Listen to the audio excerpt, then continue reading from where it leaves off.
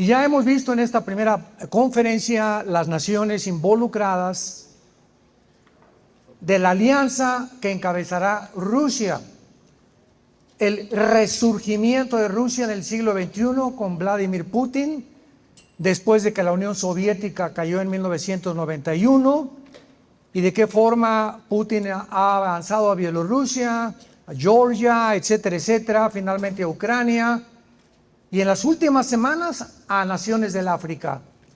Todo está convergiendo en el centro de la profecía de Ezequiel 38.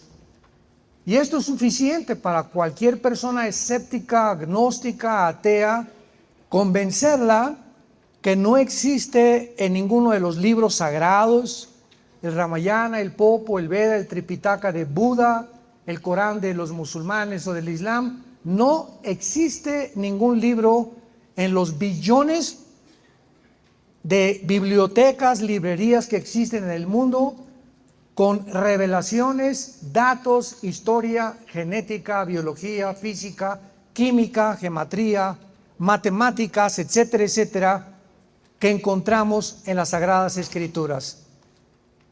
Y esta es la razón por la cual hay millones de personas que viven en una ignorancia total.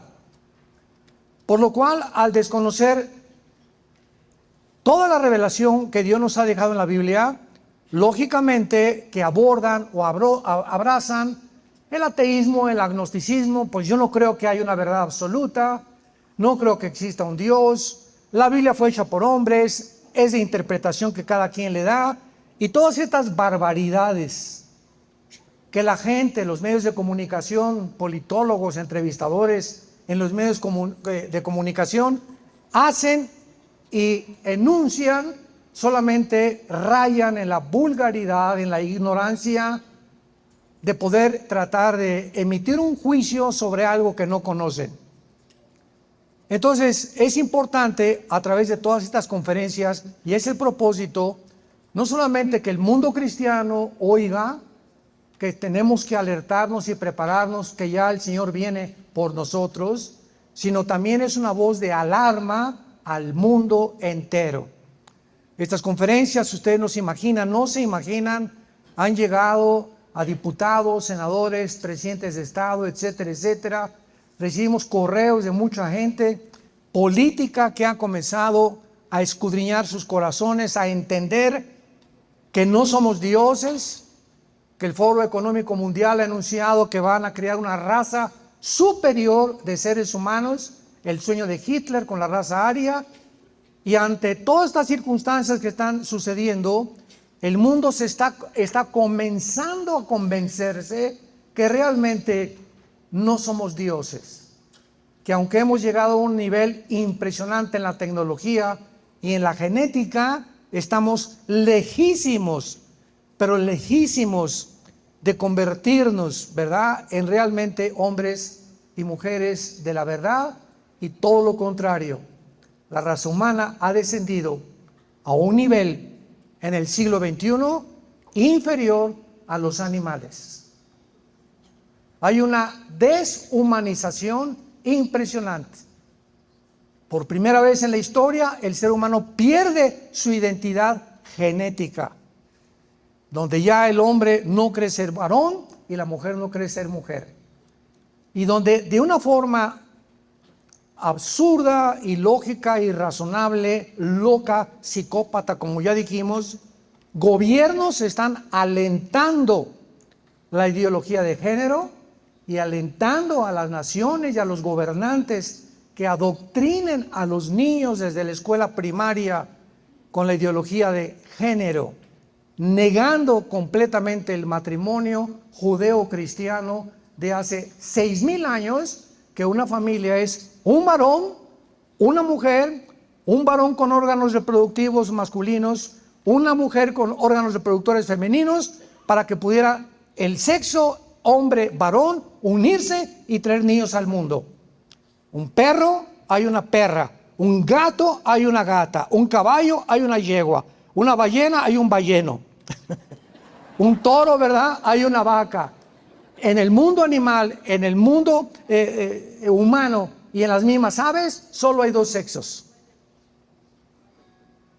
¿Por qué solamente hay dos sexos? Porque la única manera de traer y reproducirnos la misma especie y de acuerdo al ADN que tenemos cada uno y a los cromosomas como seres humanos, como animales, como peces, como aves, etcétera, etcétera.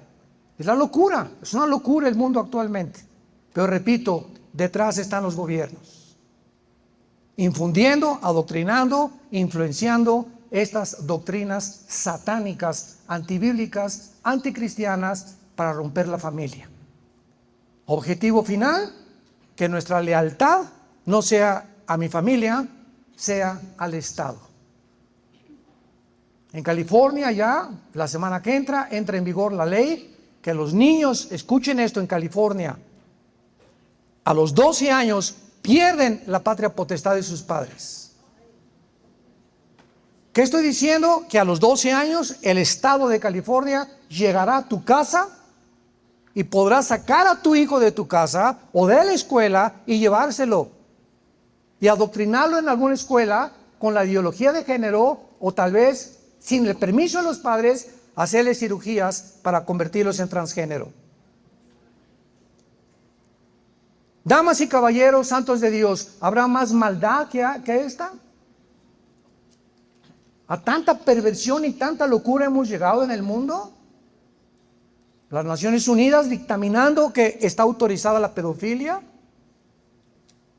El tráfico de niños, impresionante, casi 85,000 niños menores de 5 años desapareciendo solamente entre Argentina, México y Colombia, para llevarlos a Estados Unidos, a que una niña de 5 años la violen 5 veces diarias.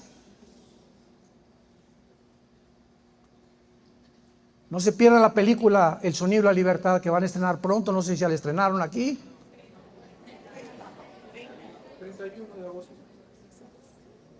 Júntense lo más que puedan para esta película. Es una voz de alarma al mundo.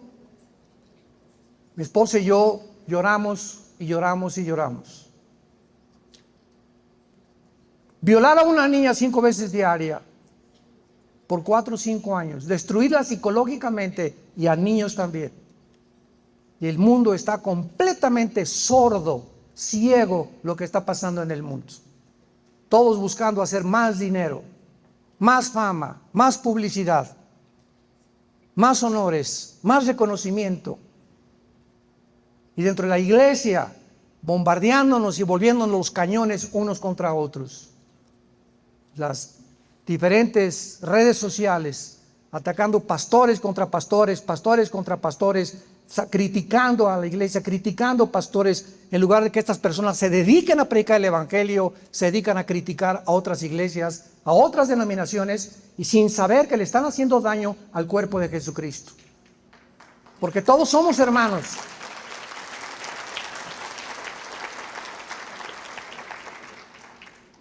Dios en su soberanía permitió que la iglesia fuera dividida, gracias a Dios, para que si no vamos a acabar con un papa.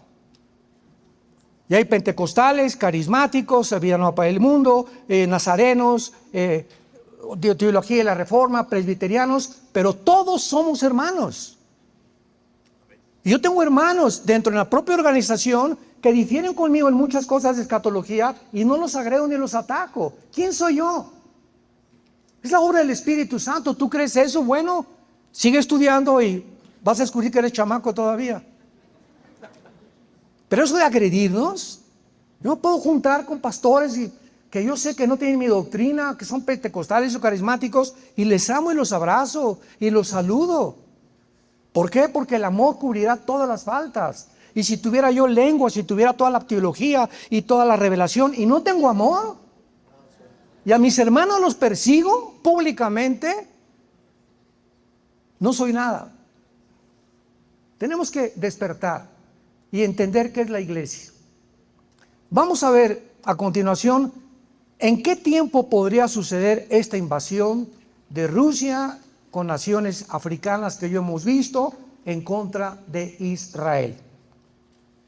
No cabe duda que el tiempo en que esta invasión se lleve a cabo ha hecho escudriñar a muchísimos escatólogos, estudiantes de la Biblia, y veamos algunas opciones que hasta este momento existen con algunas contradicciones para ver cuál de estas opciones es la más cercana bíblicamente al tiempo en que se lleve a cabo esta invasión.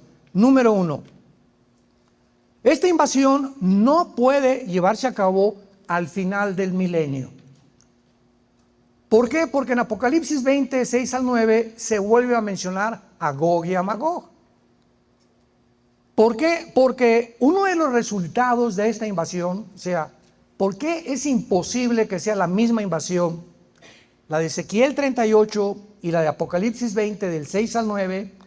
Porque la Biblia nos dice en Ezequiel 39, versículo 7, que uno de los resultados de esta invasión va a ser la conversión gradual de la nación de Israel.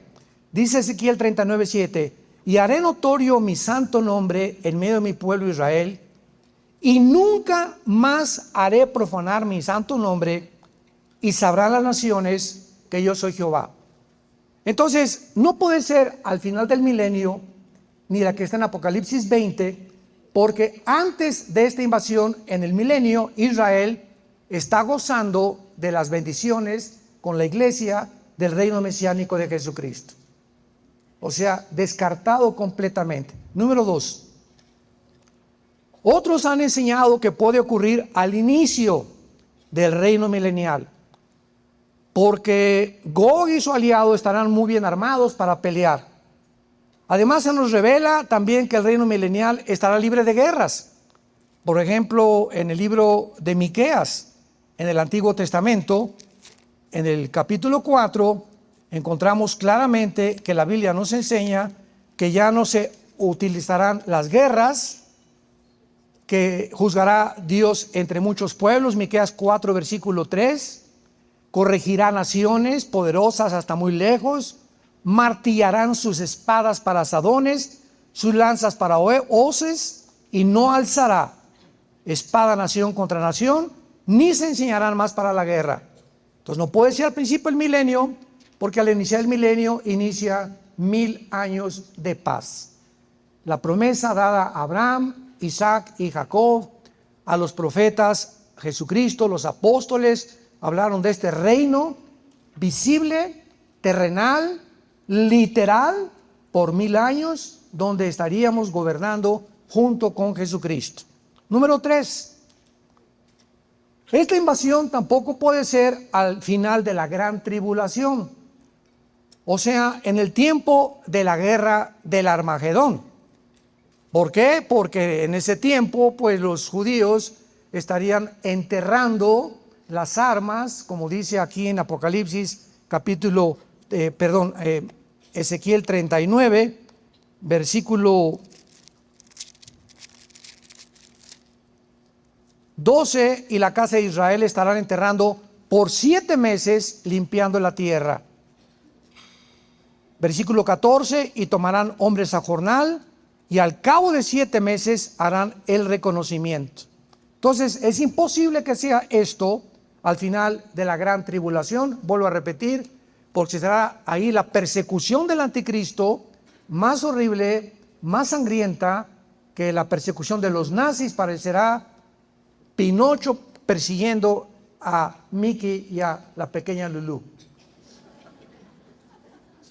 En cuarto lugar, la invasión no puede suceder al inicio de la gran tribulación, porque al inicio de la gran tribulación, la tribulación, que vamos a hablar más tarde, inicia con un pacto. Cuando el anticristo se sienta con líderes judíos, lo vamos a ver más adelante en Daniel capítulo 9, para poder garantizarles a los judíos 7 años de protección y de paz. Sabemos, lo vamos a ver, que a la mitad de los 7 años los va a traicionar y los va a comenzar a perseguir. Entonces el anticristo va a ser una persona que les garantice a los judíos protección, lo que nos da lo que nos lleva a una conclusión de poder deducir que en ese tiempo los judíos van a ser amenazados.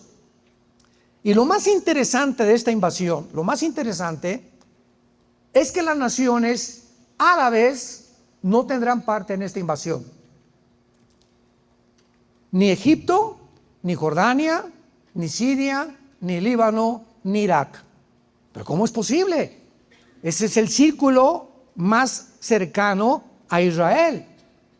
¿Qué acaso las naciones árabes no podrían colaborar o cooperar con Rusia? Oye, Putin, nos unimos contigo, ya les traemos ganas a estas personas desde hace mucho tiempo, desde que nació Ismael y comenzó el pleito entre Isaac e Ismael. De ahí viene esta discordia, esta ambición, ¿verdad?, de poder tratar de dominar el Medio Oriente. ¿Dónde van a estar las naciones árabes? ¿Por qué no forman parte de esta invasión? Seguramente porque antes de esta invasión tendrá lugar la guerra del Salmo 83, que también vamos a ver con más detalles. En el Salmo 83 se profetiza una guerra de las naciones árabes que se vienen sobre Israel, donde dicen: ya llegó el momento, acabemos con ellos, extirpémoslos, echémoslos hacia el Mediterráneo y van a ser vencidos. Una vez que vuelva Israel a ganar esta guerra del Salmo 83, porque ahí lo dice el Salmo 83 que van a ganar, entonces no va a quedar en el mundo los enemigos de Israel más que Rusia y las naciones africanas y algunas europeas.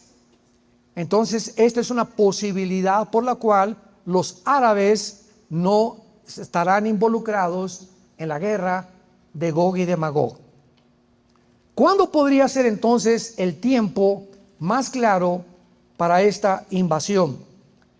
Y vemos nosotros que una de las características más importantes es que esta invasión tendrá lugar antes de la tribulación. Veamos algunos puntos que nos indican esta verdad. Dice en Ezequiel 38, versículo 8: de aquí a muchos días serás visitado al cabo de los años, vendrás a la tierra salvada de la espada, recogida de muchos pueblos. Aparentemente Dios está hablándole a Gog y le está diciendo que cuando esta invasión tenga lugar, ¿qué cosa? Israel tiene que estar en su tierra. Si Israel en 1948 no hubiera regresado a su tierra, la invasión de Gog y Magog desaparecería del Antiguo Testamento. Entonces ahí comenzamos a darnos cuenta que ya se profetizaba que Israel tenía que estar en su tierra, renacer nacionalmente para que estas profecías se pudieran cumplir. Y dice en el versículo 10: así ha dicho Jehová el Señor, en aquel día subirán palabras en tu corazón y concebirás mal pensamiento. Y dirás: subiré contra una tierra indefensa, contra gentes tranquilas, que habitan confiadamente, sin muros y no tienen cerrojos ni puertas, para arrebatar despojos, para tomar botín sobre el pueblo recogido de entre las naciones, que se hace de ganado y posesiones, que mora en la parte central de la tierra, que es la nación de Israel. Damas y caballeros, en 1948, santos de Dios, cuando Israel regresa a su tierra, nombran a David Ben Gurión primer ministro de Inglaterra, después Golda Meir primera ministra, y cuando llegó Israel a la Palestina, el nombre Palestina era el nombre de una de las esposas de uno de los emperadores romanos que le quiso cambiar el nombre de Israel a Palestina. Entonces nunca usamos ya nosotros los cristianos el nombre de la Palestina, es Israel, porque fue el nombre que se le dio a Jacob cuando luchó contra el ángel, ¿se acuerdan? Cuando llega a Israel en el 48 no había un solo árbol plantado. Era un desierto totalmente Israel. De una forma impresionante. En menos de 4 años, ya para 1951-52, siembran 6 millones de olivos. En una obra de la ingeniería que ha sobrepasado cualquier otra obra en el siglo XX, para poder irrigar un desierto y sembrar 6 millones de árboles. Actualmente hay más de 30 millones de olivos sembrados. De una forma increíble, Israel comienza a emerger rodeada de 22 millones de árabes, de 5 naciones que lo sobrepasan, ¿verdad? Casi al 50-1. En una zona geográfica minúscula que los ingleses repartieron cuando ya acabó la Segunda Guerra Mundial, repartieron todo lo que es el Medio Oriente actualmente. Fue una repartición que comenzó en los 20s, 30s del siglo pasado, culminando en el 48 con la nación de Israel. Y hasta actualmente Israel tiene el ejército y los pilotos más diestros, los mejores pilotos del mundo, mejores que los pilotos MiG de los rusos, que los ingleses y que los F-35 de Estados Unidos de Norteamérica. La aviación de Israel es absolutamente espectacular. Y las zonas de los aviones en Israel, cuando vamos a ir el año que entra, están debajo de la tierra. Entonces tú vas caminando por Israel y de repente ves un avión y dices, ¿de dónde salió? ¿De dónde salió? Y hay túneles que se abren y se cierran y salen los MiG F-35, que es la última tecnología en aviones de combate. Y han llegado a un grado los israelíes que de los premios Nobel que existen, el 65% de los premios Nobel son judíos. Han llegado a una tecnología impresionante, inventaron la cápsula que ya no tienen que hacerte la endoscopía, te metes en la cápsula, te retrata todo en una cámara, en televisión, y están ahorita descubriendo unos adelantos impresionantes en contra del cáncer. En fin, han sido protegidos sobrenaturalmente, no porque sean mejor que los árabes, no porque sean mejor que los franceses, ni de los italianos, ni de los mexicanos, ni de los peruanos. Simplemente Dios escoge una nación que ocupe un lugar minúsculo en el mapa, en el mapimundi o en el planeta Tierra, para que ahí, en ese puntito insignificante, sirva de termómetro a los seres humanos y concentren su atención, principalmente en los últimos tiempos, en que Israel se convierta en el termómetro de Dios.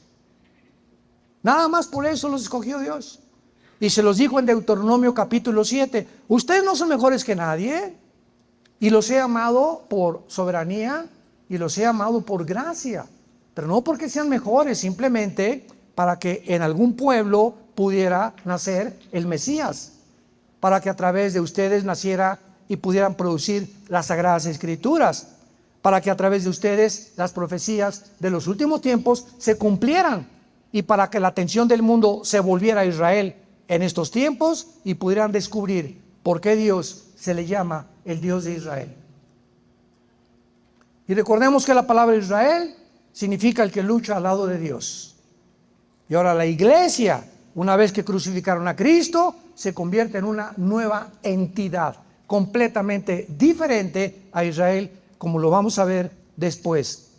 Entonces, es posible que esta invasión sea antes de la tribulación, porque la Biblia predice también en el versículo 9, capítulo 39 de Ezequiel 39:7, y los moradores de las ciudades, aquí se habla cuando termina la guerra, la invasión, de Israel saldrán y encenderán y quemarán armas, escudos, paveses, arcos y saetas, dardos de mano y lanzas, y los quemarán en el fuego, ¿por cuánto? Por 7 años. Entonces no puede ser a la mitad de la tribulación, porque el anticristo lo va a estar persiguiendo los últimos 3 años de la tribulación. No puede ser al principio de la tribulación, porque es cuando viven en paz con el anticristo. Entonces aquí están quemando armas en un tiempo en que nadie los va a molestar, después de una guerra que tuvo lugar. Entonces posiblemente la próxima guerra sea un ataque contra Irán. Irán va a atacar a Israel, Irán va a destruir Elam, una zona donde están las estaciones de armas nucleares junto al Golfo Pérsico. En mapa, velo, el Golfo Pérsico del lado derecho, vas a ver claramente en el lado oriental Elam. que está en Jeremías 29 y que habla claramente de una invasión que no ha tenido lugar, donde se encuentra los Bush, que es la Bushehr, que es la planta más grande de reproductora de uranio 35 para producir armas atómicas en Irán. Entonces, Elam no pertenecía en la Biblia a Irán. Cuando los persas recobraron el nombre de Irán y dejaron el nombre de Persia, Elam entra a formar parte de Irán para cumplir las profecías de la palabra de Dios. ¿Se dan cuenta por qué es tan importante estudiar la Biblia histórica, geográfica, genética, gramaticalmente y todas las disciplinas académicas que podamos encontrar? Es un libro maravilloso. Es un libro que yo cada mañana anhelo y le pido a Dios: Padre, hoy sorpréndeme. Quiero encontrar, dame sabiduría de tal manera que pueda contar mis días. Le pedí a David a Dios que cada día sea diferente, que cada día encuentre algo en la Biblia que me sorprenda. Esto yo no lo había visto. Qué maravilloso eres, Señor. Y esto lo tiene preparado Dios para los que le aman. Para los que le aman.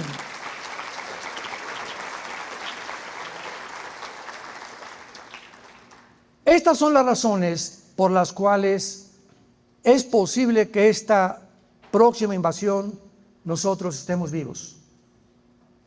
Y ahora, con la invasión de Putin contra Ucrania, la alianza de las naciones africanas, como vimos en la conferencia anterior, y la forma en que está desarrollando, que Estados Unidos está a punto de caer, Europa ya no depende ni de Rusia, depende del gas desde luego, pero ni de Estados Unidos. Ahora Alemania, la nación de Alemania en Europa, es la nación más poderosa de la Unión Europea. Y Francia, España, Portugal, Grecia e Italia están hundidas económicamente. La única nación que ha sobrevivido en Europa es Alemania. Y en segundo lugar, un poquitín, mientras Macron no siga haciendo locuras, permanecerá aliada con Alemania. Pero Alemania quiere también convertirse, vean, entre Rusia y Estados Unidos surge un tercer contrincante. Ya no solamente es Rusia y Estados Unidos, ahora Alemania dice: pues si gana Rusia, nos van a dominar. Si gana Estados Unidos, nos van a dominar. Vamos a independizarnos, que ha sido el sueño desde que se fundó la Unión Europea, o el Fondo Económico Europeo, 1957, con el Tratado de Roma. Ha sido el sueño de Europa formar una unión con un solo ejército, un solo presidente, una sola moneda, que casi lo logran con el euro. Ahora cada 2 años se reeligen los presidentes en Europa. Inglaterra se salió de la Unión Europea. La Unión Europea se debilitó con Inglaterra saliéndose, porque dejó de pagar impuestos ya muy grandes Inglaterra, y ahora Europa se encuentra como el patito feo en medio de 2 monstruos, Estados Unidos y Rusia, que quieren dominar el mundo. Así que va a ser muy interesante lo que va a suceder este año. No sé cuántos sepan, ya le cerró la llave del gas Putin a las naciones del norte. Estoy hablando de Lituania, Estonia, Latvia, etcétera, etcétera, Ucrania, y está comenzando ya Putin a usar como chantaje el gas y el petróleo para que Europa quede de rodillas, se someta a Rusia, y Estados Unidos ya no tiene gas para poder ayudarlos. Este es el mundo en que nos encontramos. Muy bien, vayamos al libro del Apocalipsis. Un libro que fue escrito hace 2000 años por el apóstol Juan. El apóstol Juan es retratado siempre en la última cena, recostado sobre el pecho de Jesús. Es el último de los apóstoles que siguió a Jesucristo y al último que murió. Murió casi a los 95 años en la isla de Patmos.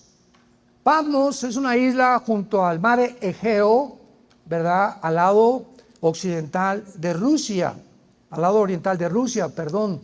Y esta isla, cuando vayas tú a Grecia o Italia, la puedes visitar. Era una isla que el Imperio Romano utilizó como cárcel política. Entonces el apóstol Juan es llevado a la isla de Patmos, exiliado, cargado de cadenas, donde los presos políticos no les quitaban las cadenas, los dejaran que se murieran en su excremento y en su orín. Y ahí podemos encontrar a Juan con las cadenas cargando en la playa, diciendo: ¿para qué te seguí, Jesús? Así fue como acabé. ¿Esto es lo que tú tenías para mí al final? Ninguna de estas cosas aconteció. Dios tenía un programa impresionante en el último de los apóstoles, el apóstol del amor, porque así se le llama al apóstol Juan. Escribió cuatro cartas, el Evangelio de Juan, primera y segunda y tercera de Juan en el Nuevo Testamento. Juan está en Patmos y de repente oye una voz detrás que lo sorprende, una voz como de trompeta. Él no podía distinguir qué cosa era y de repente ve a una persona llena de luz, con los ojos como el fuego, el pelo blanco como la nieve, con una túnica de lino fino, un cinturón de oro y los pies como del bronce bruñido. Todo tiene un significado bíblico en la aparición de Cristo, porque era Jesucristo glorificado.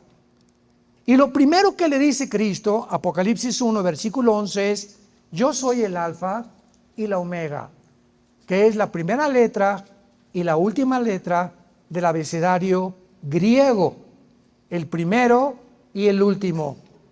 Esta descripción que hace Cristo al adjudicarse el título de Dios, porque en el Antiguo Testamento Jehová se describe como el alfa y la omega, el principio y el final.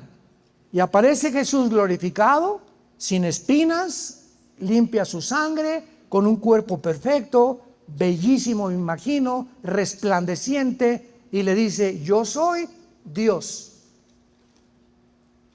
En el Antiguo Testamento, mi Padre, el alfa y el omega, yo tengo las mismas características, los mismos atributos, que son la omnisciencia, la omnipotencia y el conocimiento absoluto del universo y la omnipresencia.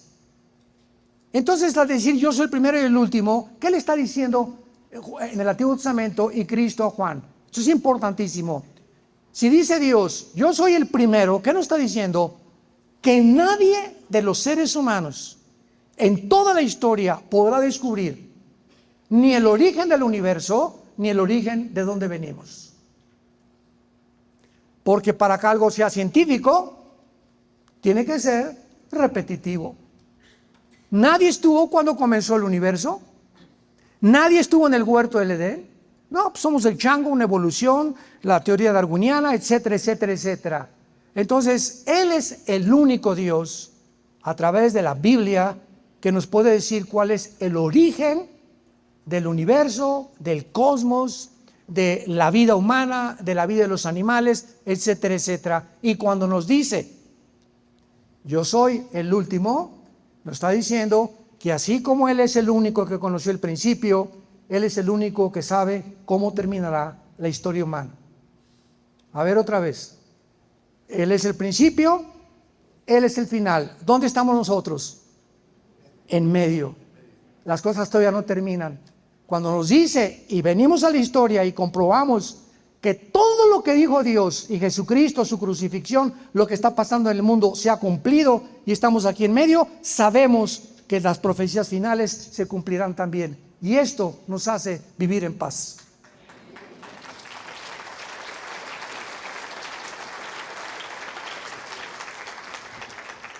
Nadie ni nada nos separará del amor de Jesucristo.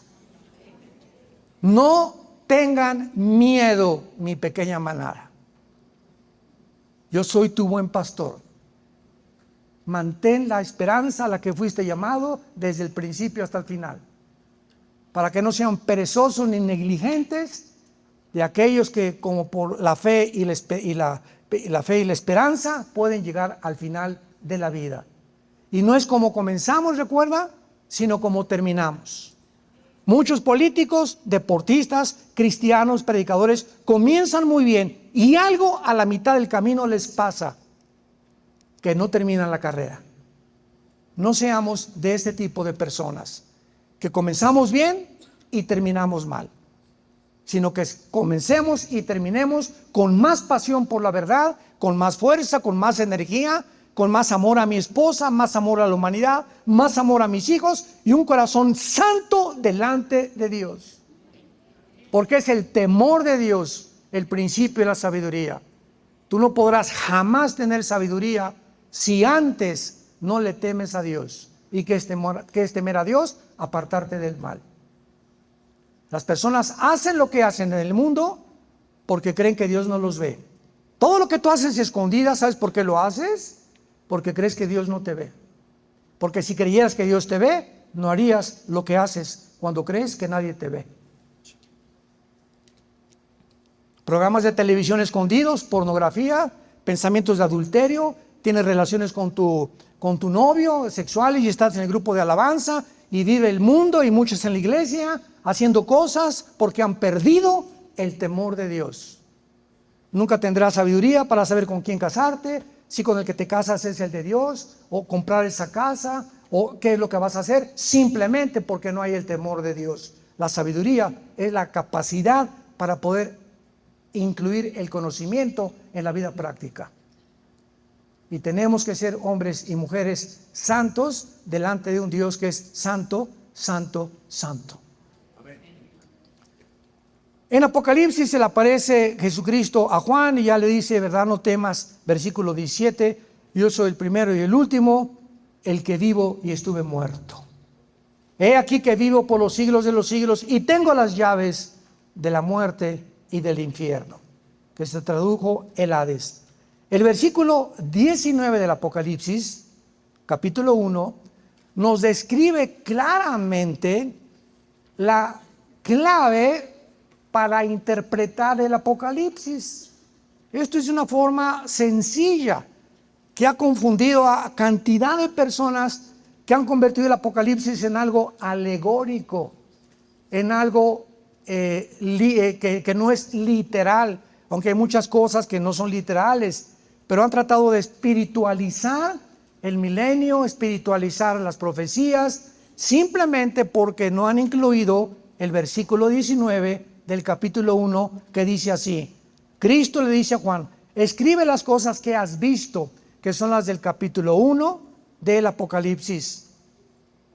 Lo que has visto y la aparición de Jesús. Número 2, las que son, capítulo 2 y 3 del Apocalipsis, que es la historia de la iglesia, lo que estaba ya sucediendo en el tiempo de Juan.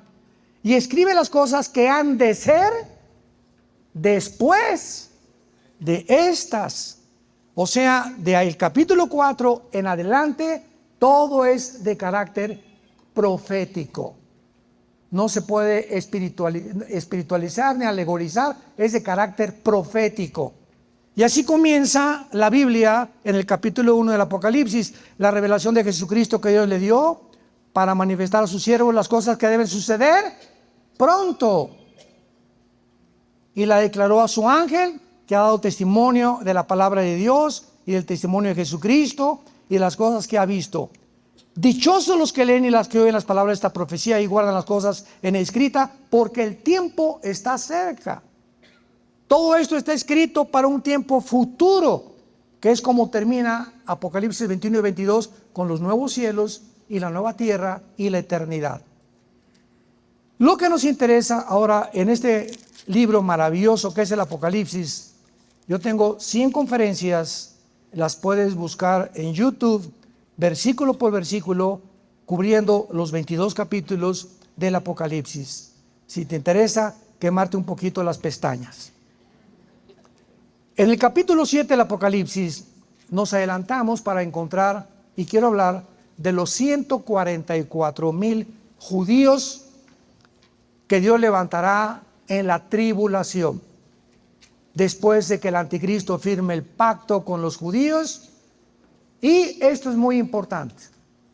En Mateo 24, Jesucristo dijo, y será predicado el evangelio a todas las naciones, y entonces vendrá el fin. Damas y caballeros santos de Dios, la Biblia no profetiza ningún avivamiento mundial antes del rapto de la iglesia. Argentina para Cristo, México para Cristo, ni en el libro del Mormón se encuentra eso. España para Cristo. Antes del arrebatamiento va a haber avivamientos pequeños en iglesias, en Estados Unidos, en Colombia, de cristianos, se les llama el remanente. En cada iglesia cristiana, en el mundo entero, hay un grupo muy pequeño de verdaderos cristianos. Esto les va a doler a muchísima gente, pero tengo que hablarte con la verdad. Las iglesias cristianas, entre comillas cristianas, están llenas de gentes no arrepentidas. No me sorprende que el capítulo 2 y 3 del Apocalipsis, a las 7 iglesias que Cristo les manda arrepentirse, 5 de ellas no querían arrepentirse, o les manda por lo menos que se arrepintieran. De 7 iglesias del Apocalipsis, las últimas palabras en conclusión de Dios a la iglesia es: arrepiéntanse. A la iglesia, no al mundo. ¿Cuáles son las últimas palabras de Jesucristo? Arrepiéntete. ¿Por qué? Porque si tú has vivido una vida en la que te has considerado cristiano y no hay frutos en tu vida, como por ejemplo, te voy a hacer una pregunta que te va a ayudar. Desde que tú te convertiste, ¿hay alguna persona a quien tú hayas ganado para Cristo? No me conteste nadie.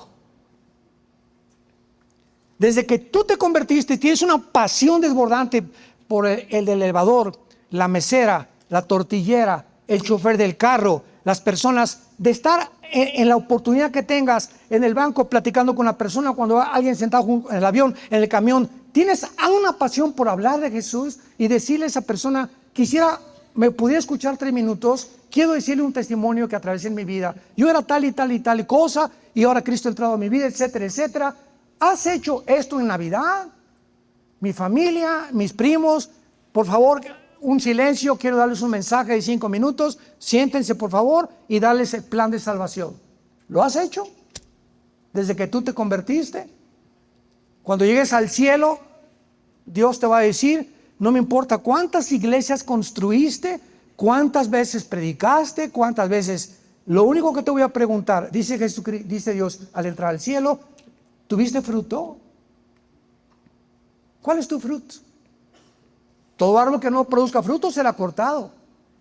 ¿Y por qué hay esta situación en la iglesia actual? Porque la Biblia profetiza que la iglesia cristiana terminará en la apostasía. 1 Timoteo 4:1, el Espíritu dice claramente que en los últimos tiempos muchos apostarán de la fe. 2 Timoteo capítulo 4, porque verá cada quien buscará lo suyo propio, y tratan. 2 Pedro capítulo 2, porque así como hubo falsos apóstoles, en los últimos tiempos habrá hombres buscando nada más dinero. Harán mercadería de ustedes y convertirán la verdad en un mercado. Y es la situación que estamos viviendo como iglesia. Ya no se predica el arrepentimiento. Ya no se predica el pecado. Ya no se predica el juicio de Dios. Ya no se predican las profecías. Ahora es el campeón que traes dentro, te va a ir bien, tú tienes que triunfar en la vida, que todo eso está bien.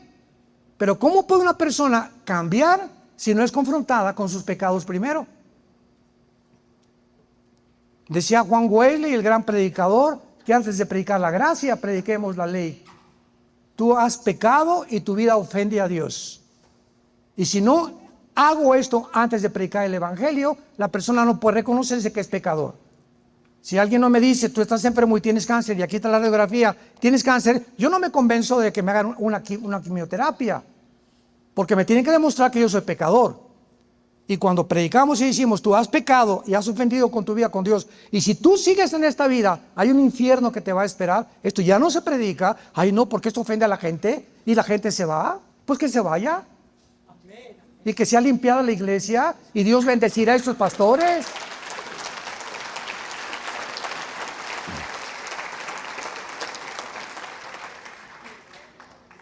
por la causa de que la iglesia apostatará, la iglesia no cumplirá la comisión de Mateo 28, 19 al 21.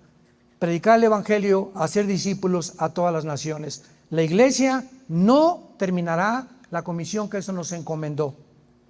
La iglesia será sacada, un remanente muy pequeño en el mundo, los que fueron realmente nacidos de nuevo, que pertenecieron al cuerpo de Cristo, que hablaron de Cristo, que dieron testimonio de Cristo, que hubo fruto en sus vidas, son los que se van en el arrebatamiento. El mundo se quedará completamente vacío. Dios levantará 144,000 y ahora judíos.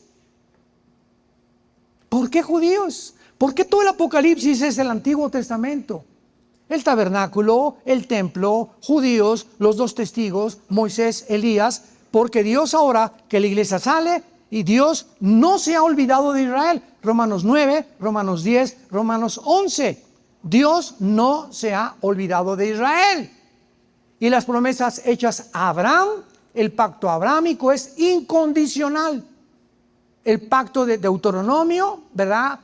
Si ustedes no hacen esto, los condenaré y vendrán las maldiciones sobre sus vidas. Pero vienen los profetas a decir, aun cuando ustedes se apartaran de mí, si se arrepienten, regresarán y restauraré a Israel. La tierra le fue prometida a Abraham y a Israel, no al pueblo de la iglesia. Y esta profecía se cumplirá hasta el milenio y no antes. Entonces ahora en el 48 que regrese Israel, la iglesia se asustaron. Oh, yo creí que ya la iglesia había tomado el papel de Israel. Se llama la teología del reemplazo, que es una herejía. Dios no se ha olvidado de Israel. Romanos 11, 25 y 26. Y todo Israel será salvo cuando venga Cristo. Zacarías 12, Zacarías 14. Todo está lleno del Antiguo Testamento y el Nuevo Testamento, que Dios regresa con Israel, la iglesia se va y ahora van a ser judíos los que se van a encargar de acabar la comisión que la iglesia dejó incompleta, porque la iglesia termina igual que Israel en el Antiguo Testamento en la apostasía. Lee el libro de Malaquías, que es el último libro del Antiguo Testamento, y es un libro tremendo, directo y contundente acerca de la apostasía del pueblo de Dios de Israel. Entonces Dios levanta a estos 144,000 judíos, y esto no solo lo aclara Apocalipsis, sino que Romanos 9, 10 y 11, 3 capítulos dedicados a la restauración de la nación de Israel en el tiempo de la tribulación.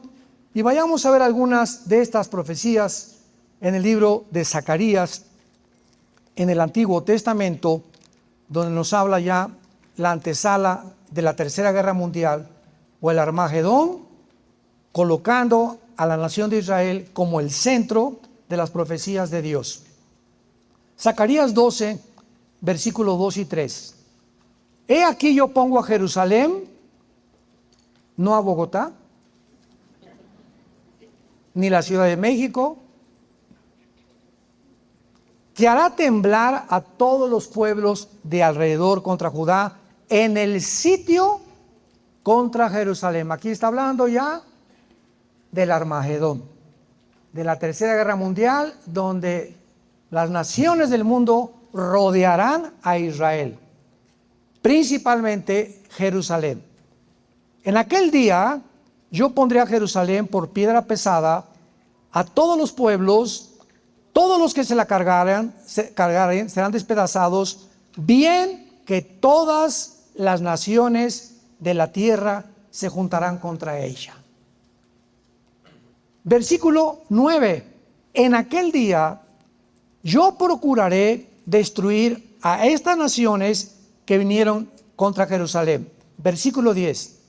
Y derramaré sobre la casa de David y sobre los moradores de Jerusalén espíritu de gracia y de oración.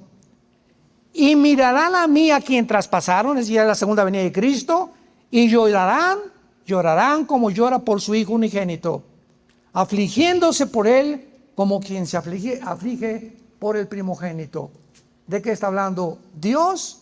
Que antes de que sea casi destruida la humanidad, viene el recogimiento de la nación de Israel, del remanente de Israel, de los judíos que crean en el Cristo como el Mesías, y derramará Dios espíritu de gracia y se convertirán y aceptarán a Jesucristo como Yeshua el Mesías, Yeshua al-Mashiach.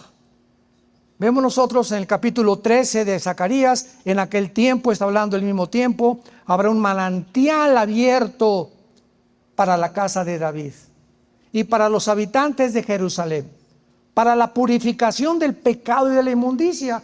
Hasta ese tiempo se cumplirán las condiciones de la semana 70 de Daniel, Daniel 9, 24 al 27, donde eliminará, vendrá la expiación de los judíos, la transgresión será perdonada y restaurará Dios la gloria de Israel hasta el tiempo de la tribulación. Cuando Cristo murió en la cruz, se extendió el perdón y la expiación al mundo entero, pero los judíos lo crucificaron y lo rechazaron.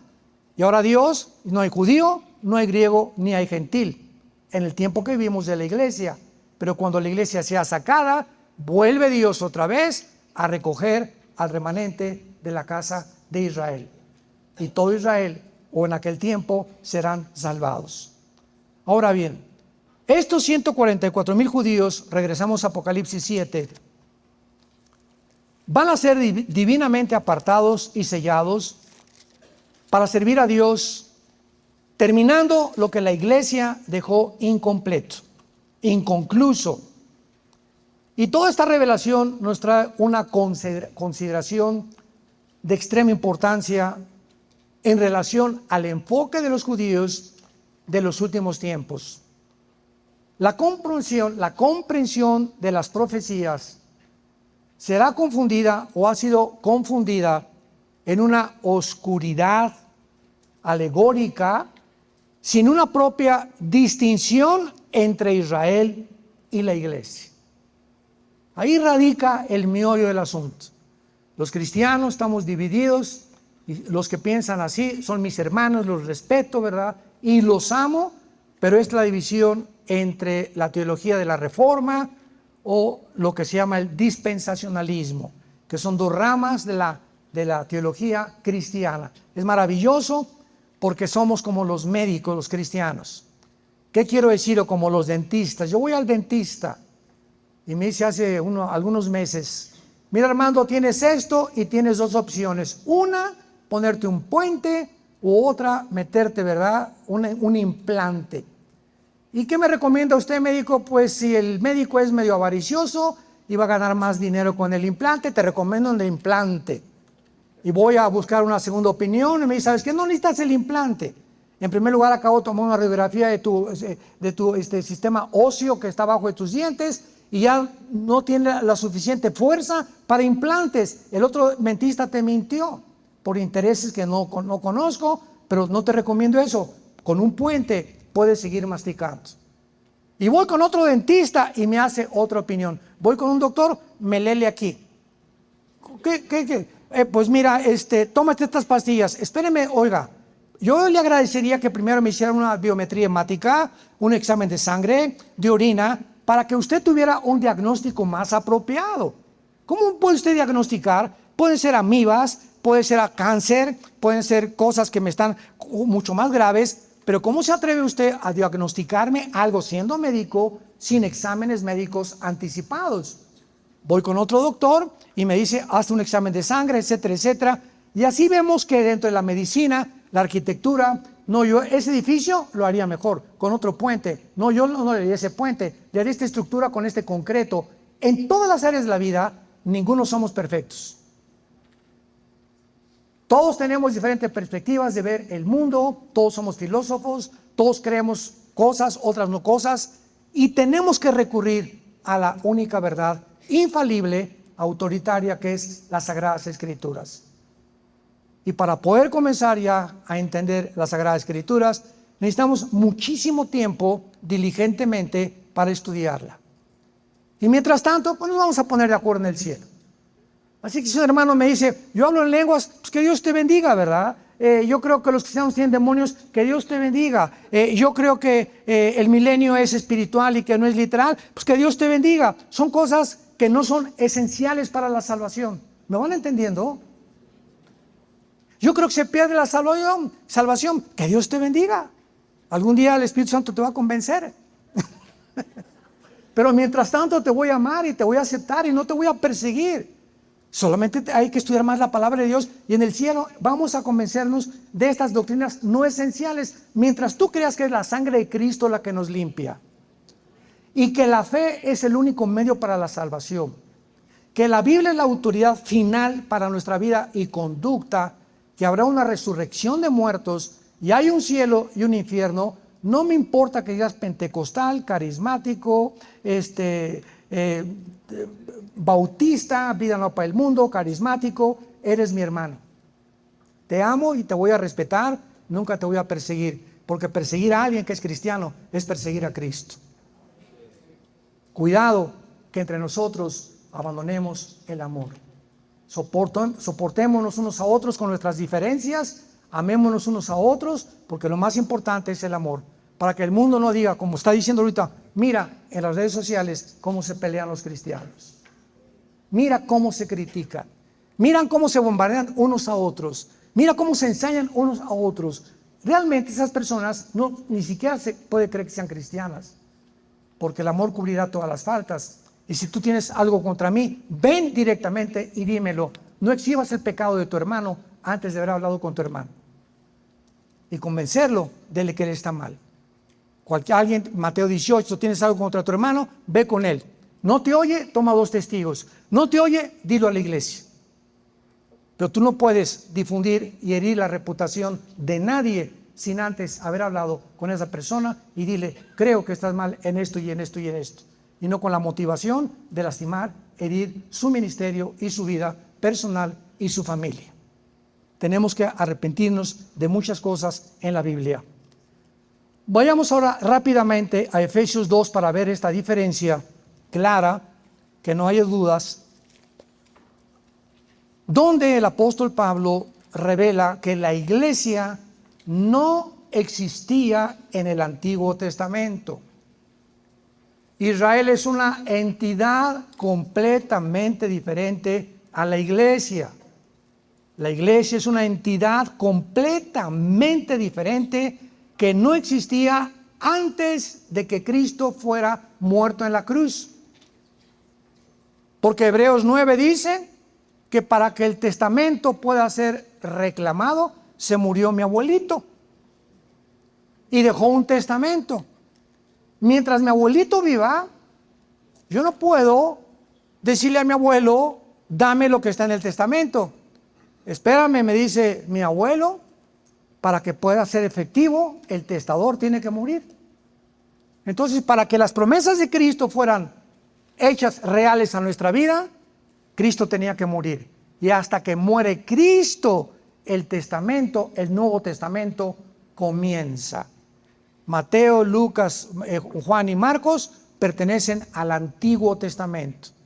El Nuevo Testamento comienza cuando Cristo resucita y cuando el Espíritu Santo en Hechos 2 bautiza a los cristianos en el cuerpo de Cristo. Formamos parte del cuerpo de Cristo, somos parte de sus huesos, Él es la cabeza y eso es lo que es la iglesia.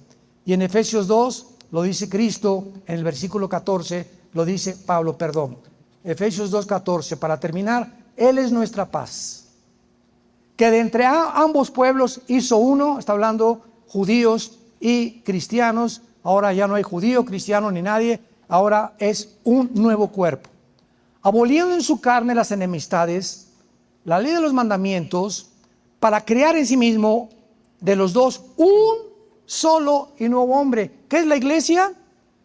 Es una nueva entidad. Cuando es nuevo es que no existía antes.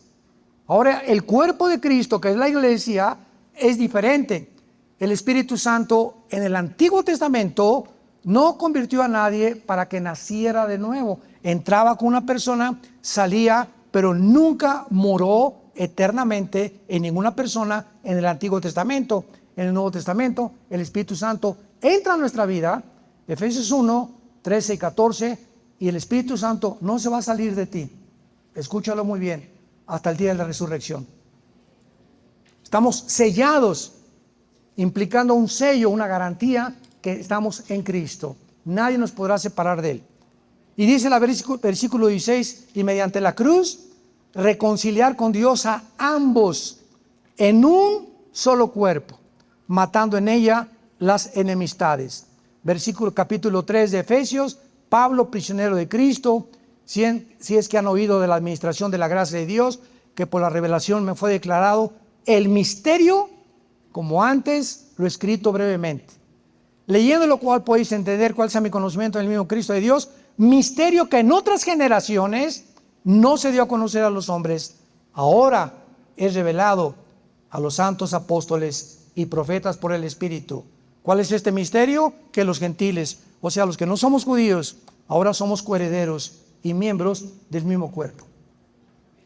Cuando entendemos esta diferencia, vamos a evitar mucha confusión en nuestra escatología y cómo trazamos la palabra de la verdad. Padre, te damos gracias en esta tarde por tu palabra. Enséñanos, Espíritu de Dios, a trazar tu palabra. Guiados por ti, Señor, somos seres sumamente imperfectos, débiles. Nos has hecho del polvo de la tierra. Nuestra mente no ha sido completamente renovada ni transformada. Estamos en un proceso de santificación para cada día. Mientras más luz recibimos, las tinieblas salgan más de tantos programas equivocados que el mundo implantó en nuestra mente, lo cual envirularon nuestra mente. Antes de conocerte estaba nuestra mente envirulada. Teníamos programas que nos hacían comportarnos de una forma errónea, una forma loca, concentrando nuestra vida en el dinero, en la fama, en el poder, en la persecución, para que podamos entender nosotros que si somos perseguidos, el Espíritu de Dios permanece en nuestras vidas. Ayúdanos, Señor, a terminar esta carrera irreprensibles en tu gracia y ser encontrados por tu Hijo Jesucristo como dignos de haber seguido a aquel que dijo: yo soy el camino, yo soy la verdad y yo soy la vida. Amén.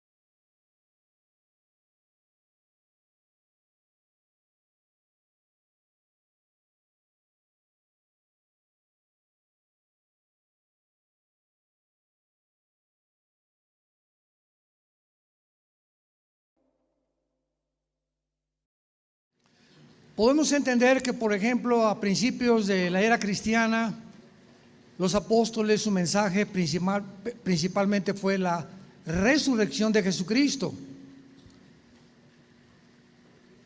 Y esta doctrina de la resurrección de Cristo era importantísima porque Él acababa de resucitar y era un hecho inédito.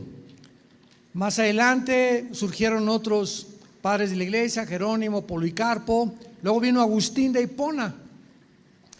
Y Agustín de Hipona comenzó a enseñar que el milenio ya lo estábamos viviendo, que el reino de Dios ya estaba aquí en la tierra, etcétera, etcétera. Luego vino la Reforma Protestante, 1625 más o menos. Martín Lutero desempolva otra vez la doctrina de las más importantes de la Biblia, que se llama la justificación por la fe. Roma había enseñado que se necesitaban dar indulgencias al Vaticano y había decretado que solo Roma salva. O sea que si tú no estabas adherido a Roma, estabas condenado al infierno. Después ya habían llegado a un decreto completamente cruel, ¿verdad? Cuando dictaminó el Papa que todo aquel que no aceptara que Roma salva y que solamente a través de Roma, de la institución religiosa hay salvación, pena de muerte. Y vino la famosa Inquisición de Torquemada, un hombre de España, y comenzaron a perseguir a todos los cristianos y judíos principalmente que no querían someterse a las ordenanzas, al decreto ex cátedra de que solo Roma salva. Bueno, Martín Lutero era un monje en Alemania que comenzó de alguna forma no accidental, ¿verdad? Ya Dios lo tenía planeado, a leer la Biblia, y comenzó a leer Romanos, donde claramente dice la Biblia que la salvación es por la fe, únicamente por la fe, y somos declarados justos no en base a ninguna obra que hayamos hecho, sino la que hizo Dios a través de Cristo en esa cruz. Vino una revolución, agarró Lutero las 94 tesis, 95 tesis, las clavó en la catedral de Wittenberg en Alemania, diciendo: esto dice Roma, esto dice la Biblia, esto dice Roma, esto dice la Biblia. Bueno, imagínense el colerón del Papa, ¿no? Lo mandaron llamar, lo citaron a la dieta de Worms, para que él, alrededor de todos los cardenales, se le hizo un séquito ahí tremendo al Papa, entre cardenales y otras personas, disque teólogos de Roma, donde se presentó Martín Lutero con la Biblia. Y la primera pregunta que le hicieron: ¿es usted la persona que acaba de hacer esto en la catedral y que usted dice que la Biblia? Y Lutero simplemente contestó y dijo estas palabras. Yo traigo este libro que se llama Las Sagradas Escrituras, y aquí está: si alguno de ustedes, cualquiera, me puede enseñar lo contrario a lo que estoy enseñando, acepto pedirle perdón a Roma. Fue un silencio sepulcral, no hubo nadie que pudiera con la Biblia demostrarle lo contrario a Lutero.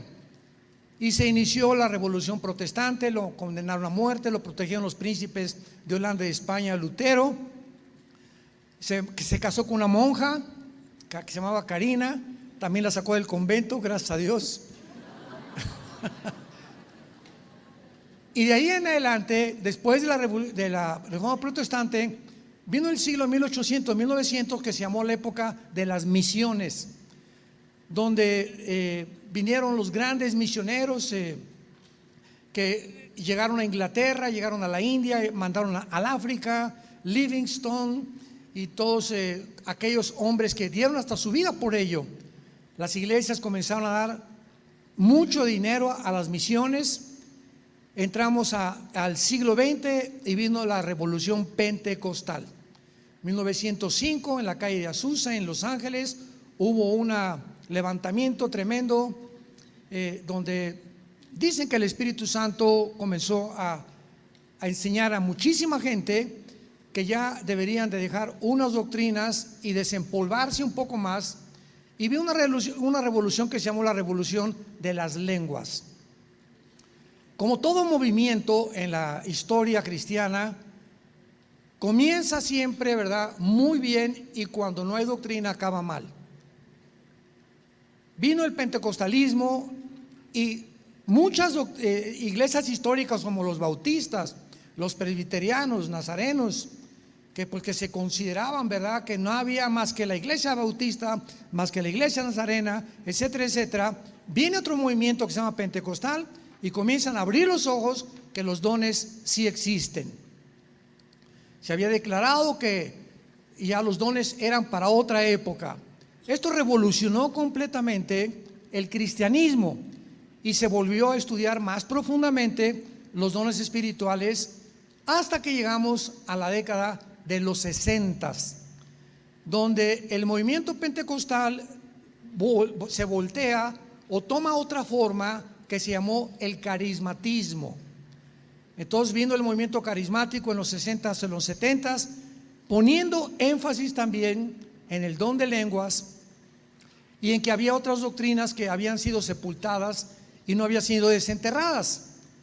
Entonces, todos estos movimientos pentecostales carismáticos, de alguna forma, levantaron a la iglesia histórica, porque habían llegado las iglesias históricas, repito, bautista, presbiteriana, nazarena, a un legalismo muy grande. Yo recuerdo todavía las primeras iglesias que fui, me daban un himnario: santo, santo, santo, párense, siéntense, etcétera, etcétera. Y o sea, no había casi instrumentos, no había alegría, porque Dios, si eres cristiano, tienes que tener cara de que tienes dolor de estómago, y que pues no, ser santo no es tampoco reírte a carcajadas, que el cristiano no puede bailar. Me preguntaron: ¿puede el cristiano bailar? Le dije: claro, yo en los 15 años bailé con mi hija el Danubio Azul, podemos bailar, mi esposo y yo de cachetito, valses, etcétera, etcétera. El baile no es malo, malos son los bailes del mundo, donde se mueven las butacas, donde atrae el baile la atracción sensual a la gente. Eso no es correcto, ¿verdad? Entonces, todo esto ha venido a hacer una revolución para sacar de la Biblia muchas doctrinas. Que si el cristiano podía tomar vino, otra pregunta. Y la Biblia dice que Pablo le dijo a Timoteo: te conviene más el vino que cualquier otra cosa para los dolores de estómago. Después se descubre que el veneno más grande es la Coca-Cola, y que es 1000 veces mejor tomar una cerveza o una copa de vino que la Coca-Cola. Después se descubre que el vino es anti-envejecimiento, anticoagulante, te protege el sistema inmune, etcétera, etcétera. Pero una copa. Y la Biblia, me adelanto a muchas preguntas, la Biblia prohíbe las borracheras, no prohíbe beber vino, ni tomarte una cerveza. Y viene Pablo y aclara con la primera carta a los Corintios y la segunda carta a los Corintios todos estos temas que están relacionados: que si puedo tomar vino, que si las mujeres hasta dónde deben de traer el escote, que qué tan larga es la falda, que si deben dejarse el pelo largo, puras cosas donde la iglesia se sumergió en banalidades y en olvidarnos que el propósito del corazón es una conciencia limpia y una fe no fingida. Entonces comenzaron los cristianos a descubrir muchas cosas que estaban completamente tergiversadas, y una de ellas fue la doctrina del rapto de la iglesia. Le damos gracias al movimiento pentecostal, al movimiento carismático. Cambiaron muchísimas cosas que estaban cayendo en las iglesias históricas. Ha habido una renovación, y ya cada quien, ¿verdad?, le va a dar cuentas a Dios si te sales de la Biblia o te mantienes dentro de la Biblia. Pero hay tantas cosas en la Biblia que los cristianos aún no han entendido. Resurge la doctrina del rapto de la iglesia con una fuerza tremenda. Yo le diría hace 60, 75 años más o menos. No se había predicado del rapto de la iglesia, pero no significa que no estaba en la Biblia. Entonces resurge esta doctrina. ¿Por qué? Porque Dios considera que ahora los cristianos debemos estar atentos a que viene un tiempo en que vamos a desaparecer millones de la tierra, y el Espíritu Santo considera que ahora es necesario desenterrar esta doctrina y enseñarla, y no el hecho de que porque no se predicó o que tiene un siglo o 2 siglos. Bueno, desde que la Biblia está la doctrina del rapto de la iglesia, está la doctrina de los dones espirituales, está la doctrina de la resurrección, del Armagedón, etcétera, etcétera.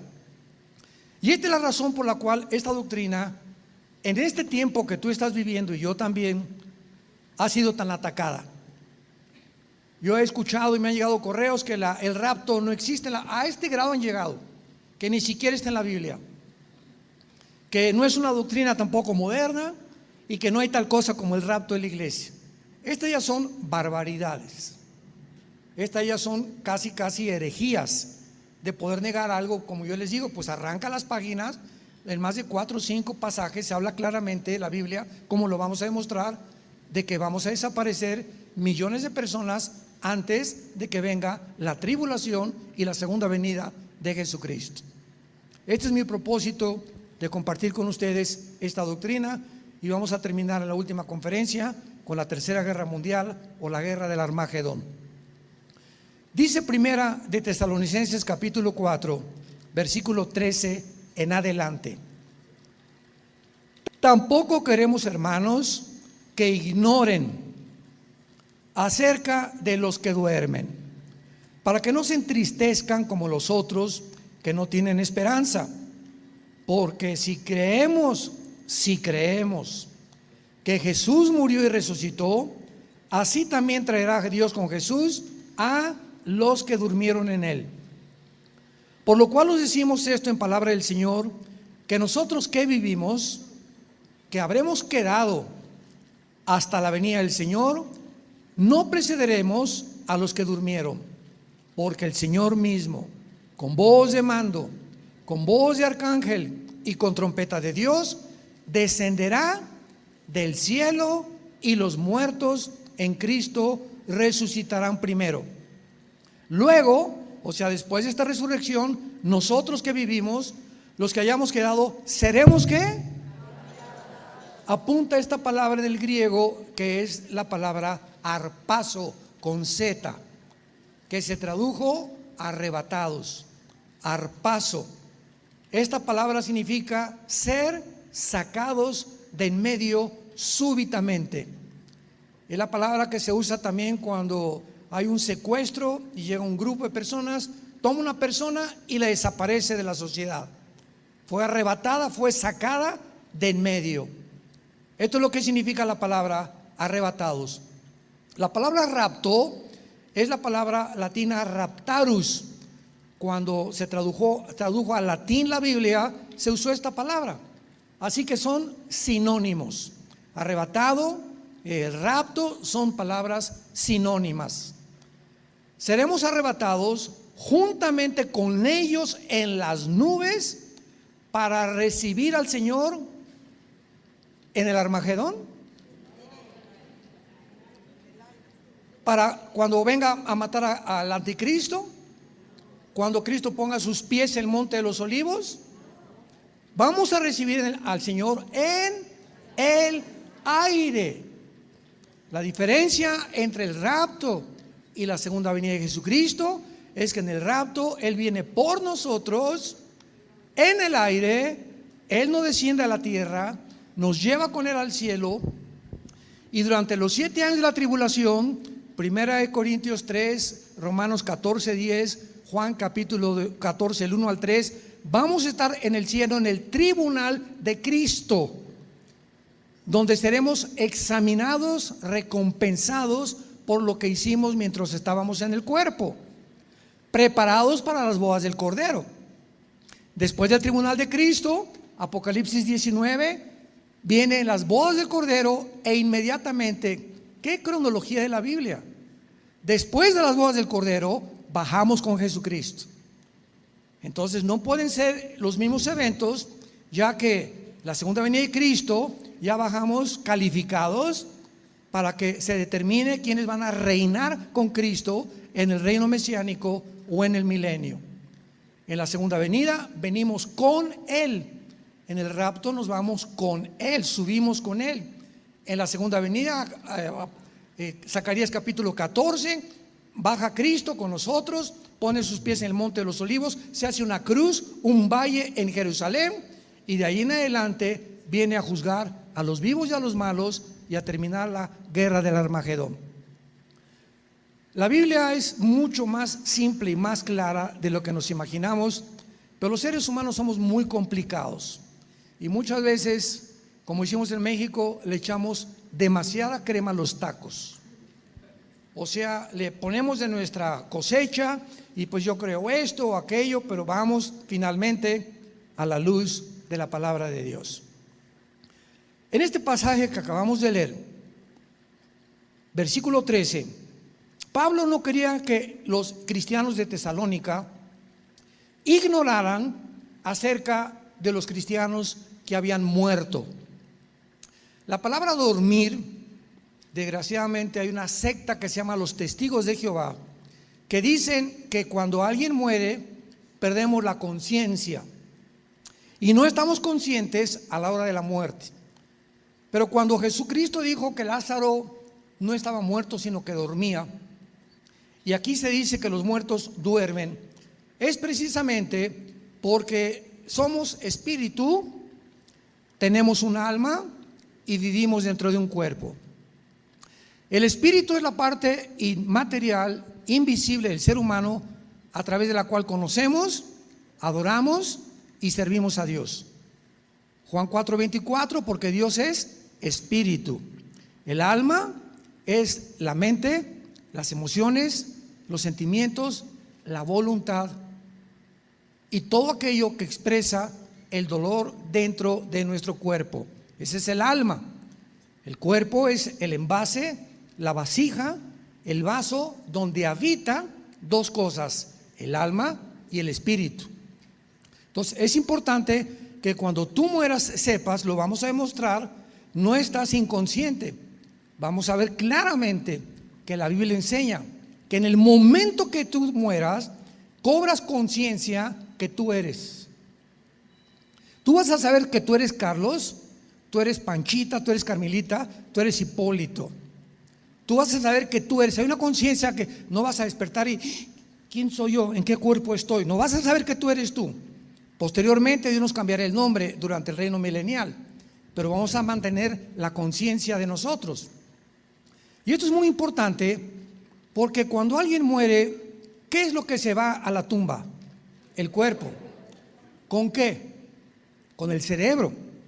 ¿Cómo es posible que después de la muerte sigamos pensando y sabiendo quiénes somos, si es verdad que en el cerebro están los pensamientos?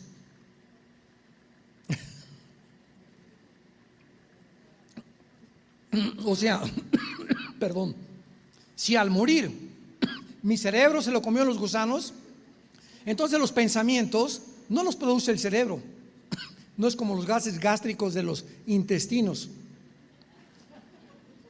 Los pensamientos van más allá y los sueños del cerebro.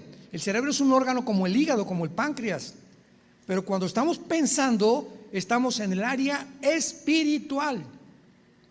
No se producen en el cerebro y los neurólogos van a pasar y se van a quebrar la cabeza tratando de buscar la zona del cerebro donde los pensamientos están, aunque hay zonas, el hemisferio izquierdo produce la parte izquierda del cuerpo, el hemisferio derecho del cerebro está controlado la parte contraria del cuerpo, etcétera, etcétera, y hay muchas cosas conectadas a eso. Pero lo que quiero demostrarles a ustedes es que cuando morimos mantenemos la conciencia de quiénes somos y el cerebro estaba enterrado en el cuerpo. Muy bien. Entonces Pablo dice, no quiero que duerman, no quiero que sepan que tienen que entristecerse como los que no tienen esperanza. Cuando un cristiano muere, muchas gracias, el postre.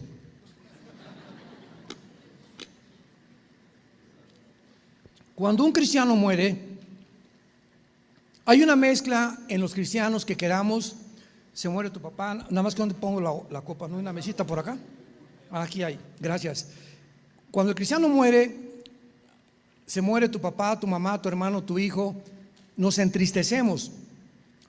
Pero cuando verdaderamente creemos, cuando verdaderamente sabemos, cuando estamos convencidos que la persona que partió está en un lugar mucho mejor que si se hubiera quedado, nos consuela y nos da esperanza.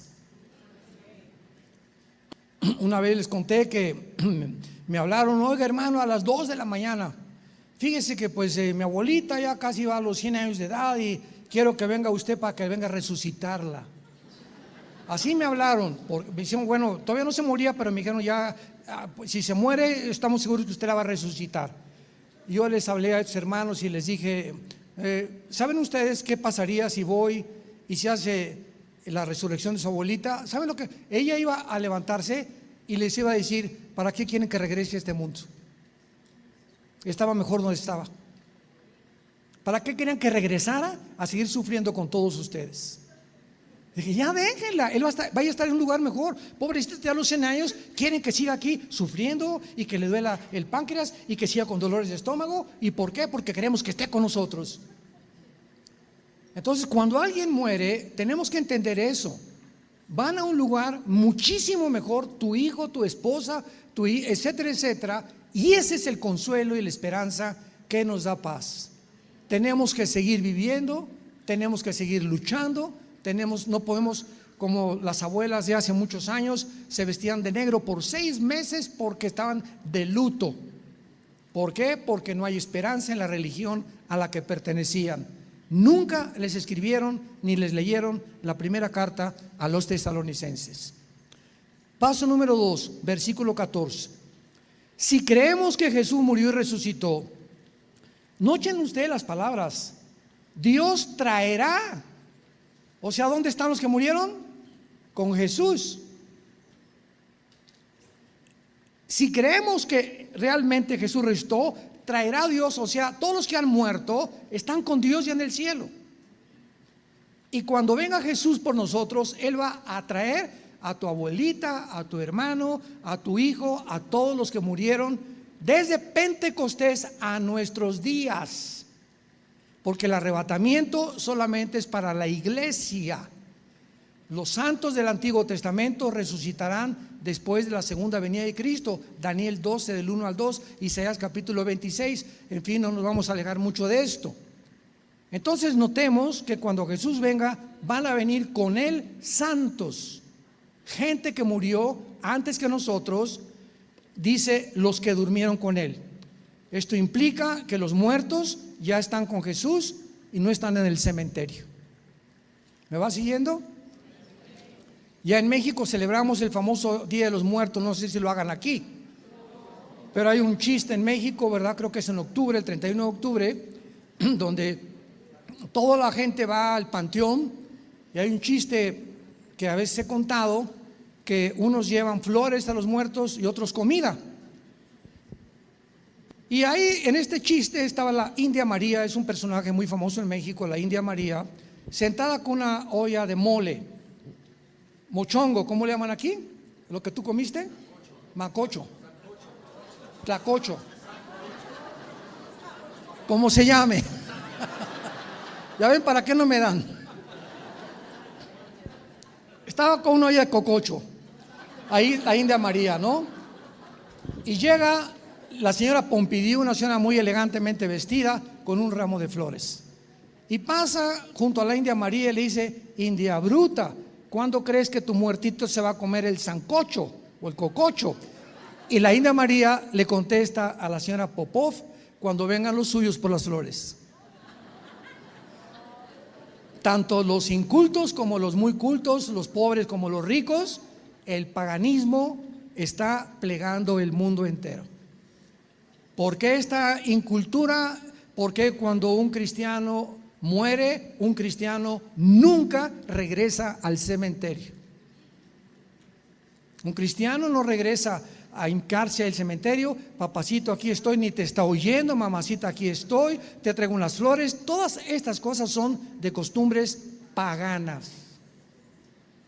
Y muchas veces lo hacíamos en la ignorancia de la palabra de Dios. Cuando el Hijo os libertare, seréis verdaderamente libres. Entonces Cristo llega a nuestra vida, comienza a sacarnos tantas cosas, programas que mi papá, mi mamá, mis maestros, la religión en la cual yo crecí, etcétera, etcétera, que se equivocaron con esos programas, me envirularon el cerebro, y vengo a la Biblia y la Biblia comienza a ser un verdadero lavado de cerebro. Como me dijeron a mí: ¿a ti te lavó el cerebro Cristo? Y le dije: lo necesitaba. Ahora veamos nosotros, y vamos a mostrar en primer lugar en Génesis capítulo 35, que al morir se sale de nosotros el alma y el espíritu en el momento de la muerte, y no andan por ahí como ánimas en pena vagando, y la Llorona llegó en la noche y hay el espíritu de mi abuelita o el espíritu de Cuauhtémoc, vamos a invocarlo para que regrese al mundo. Todo esto pertenece al espiritismo, a la brujería, al mundo del ocultismo. Génesis 35 versículo 18. Aconteció que al salírsele el alma,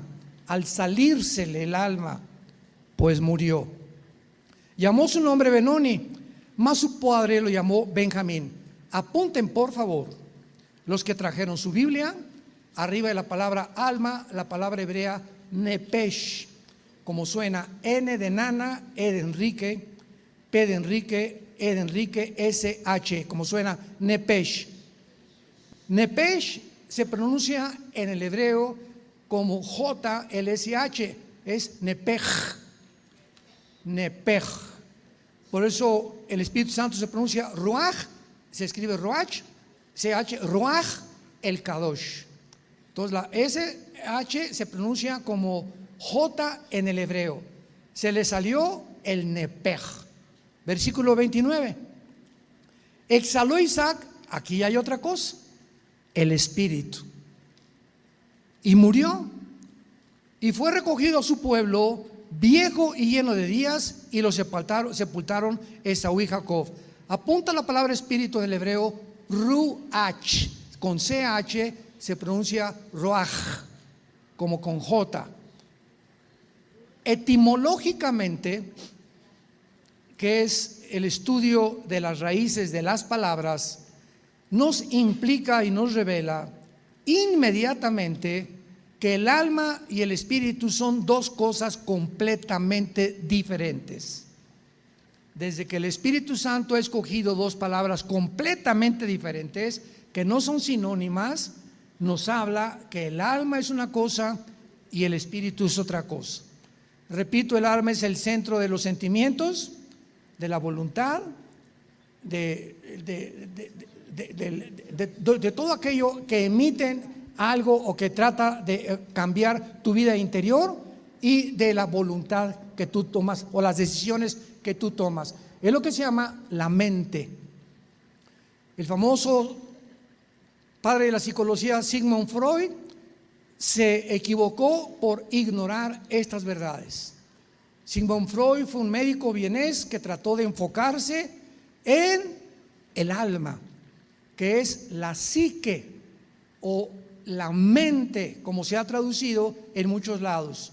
Entonces Freud descubrió que intentó hacer un experimento metiéndose al alma, poniendo hipnotizados a sus pacientes para sacarlos de la conciencia, vida conciencia, a la subconsciencia, a la inconsciencia, para que en el estado subconsciente pudiera investigar qué problemas del pasado hacen que la persona actúe de la forma en que está actuando, porque esa persona es homosexual, o si lo violaron cuando era niño, o si fue golpeado de niño, tiene tanto coraje, tanto odio al mundo, eres una persona que fuiste siempre rechazada. Entonces él atribuyó que todas las experiencias traumáticas que atravesamos los seres humanos quedan registradas en el subconsciente.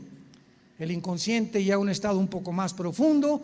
Entonces él, hipnotizándolos, quiso tratar de curarlos, cosa con personas enfermas de histeria. Así comenzó Freud sus experimentos.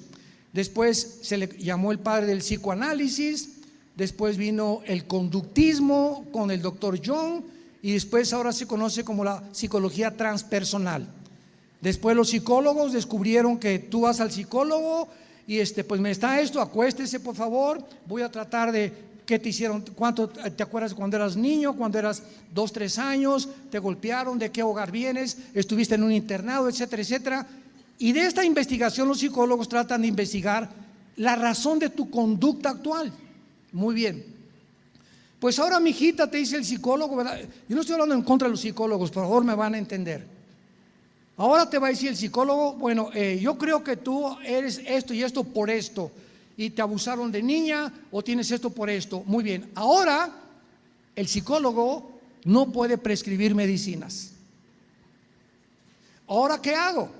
Bueno, pues toma clases de autocompasión, ¿verdad? O de librarte, o de ocupar tu mente en otras cosas, etcétera, etcétera. Y cuando después de una terapia de 6 meses, 1 año, el psicólogo, tú regresas y no has cambiado, te manda al psiquiatra. Los psiquiatras son los únicos calificados para prescribir medicinas tranquilizantes: Ecuanil, Valium, Prozac, Y entonces, como el ser humano es incapaz de cambiar a un esquizofrénico, a una paranoia, a un psicópata, tienen forzosamente que tratarlos con pastillas tranquilizantes. Es la única manera, la única terapia humana para poder ayudar a los seres humanos, por desconocer que el problema no está en la psique, está más hondamente arraigado, que es el espíritu. Pero como Freud ignoraba que somos espíritu antes de tener la psique, y que la psique, la mente, piensas lo que el espíritu enfermó, hay que atacar primero cuál es el problema espiritual, y el problema espiritual es que tienes que nacer de nuevo. Es el problema que vino a tratar Jesucristo como Dios. ¿Qué hombre puede comprender lo que hay dentro del ser humano más que Dios? Somos seres imperfectos unos con otros. Yo no conozco la mente de una persona neurológicamente, aun por más que trate de estudiar, jamás podré comprender sus problemas internos. Dice la Biblia: para la profundidad de la tierra y la altura de los cielos y la mente humana no hay investigación. Entonces es importante que al venir a estudiar la Biblia se nos caen tantas vendas al comenzar a entender quiénes somos, que nuestro problema es espiritual. No un psicólogo, un psiquiatra, la doctora Corazón, el gurú, ¿verdad? Todos los falsos profetas. No hay nadie que pueda transformar y cambiar la naturaleza espiritual de un ser humano más que lo que hizo Cristo en una cruz hace 2000 años. Su sangre preciosa, porque es en la sangre donde está la vida del ser humano. Veamos otro pasaje en el libro de Apocalipsis capítulo 6, donde se nos muestra otra vez, ya en el Nuevo Testamento, muy claro que todos los muertos están con Dios. No están en la tumba, no hay reencarnación, no vamos a regresar a una vaca ni a un ratón, tampoco existe el purgatorio, donde las misas gregorianas sacan al difunto para que se vaya al cielo pronto. Todas estas barbaridades no se encuentran en la Biblia, inventos de la mente humana y de las religiones humanas. Apocalipsis 6, versículo 9. Cuando abrió el quinto sello, vi bajo el altar, dice el apóstol Juan, las almas, las suche. En el griego alma es suche, para que lo apuntes ahí, P-S-U-C-H-A, y de ahí viene la palabra psique. Qué interesante. Suche, de ahí viene la palabra psique.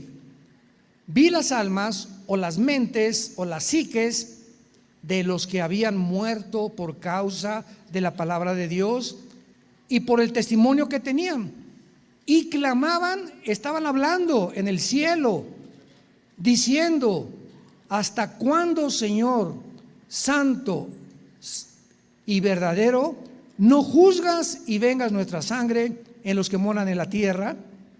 Y se les dieron vestiduras blancas, se les dijo que descansaran un poco de tiempo hasta que se completara el número de sus hermanos y siervos que también habían de ser muertos como ellos. Juan ve en el cielo que los muertos estaban y tenían cuerdas vocales. ¿Qué no se las comían los gusanos? Estaban expresando a Dios, cuestionando a Dios, interrogando a Dios, estaban junto con Dios, tenían ojos, los ojos se los comían los gusanos. Estaban con otra actitud, con otra apariencia en el cielo, oyendo, comunicándose con Dios, tenían entendimiento de lo que pasaba en el mundo, preguntándole a Dios: Señor, por el amor de Dios, ¿cuándo se acabarán las guerras? ¿Cuándo se acabará el tráfico humano? ¿Cuándo se acabará la pederastia? ¿Cuándo se acabarán los robos y los crímenes allá abajo en el mundo? Y todos estos eran mártires que murieron por la persecución del anticristo.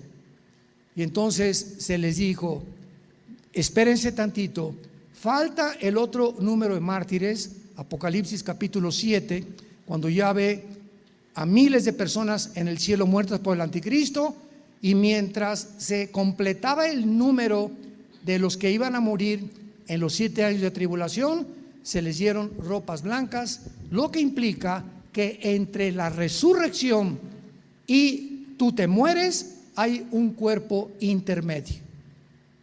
¿Sí me escucharon?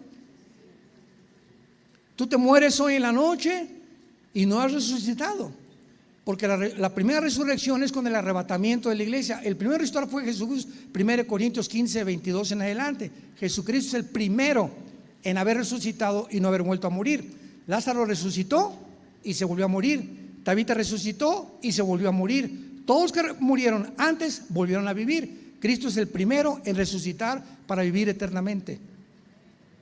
Y los primeros frutos después vendrán, que somos nosotros, de la iglesia. Y los primeros frutos de los judíos serán los 144,000. En Apocalipsis 14 vemos a los 144,000 en el cielo, que fueron muertos como mártires. Esos son los primeros frutos de Israel. La iglesia, los primeros frutos es el rapto, y la iglesia y los cristianos que moriremos, o vamos a ser arrebatados o moriremos antes del rapto de la iglesia.